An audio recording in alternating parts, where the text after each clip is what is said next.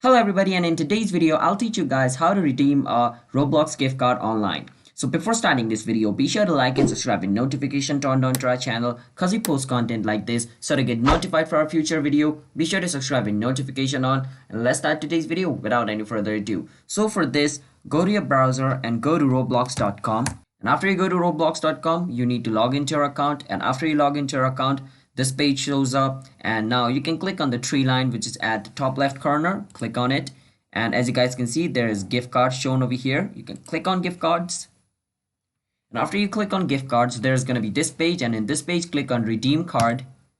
Once you click on it, it's going to take you to another page. Now over here you can enter a pin code given in the gift card, and after entering the correct pin code click on redeem, and you should be able to redeem your gift card of Roblox. So that it's that simple. So if you guys found this video helpful, then be sure to like and subscribe with notification on, and comment down below what type of video we should make next, and I'll be signing out. Have a nice day everybody. Peace out.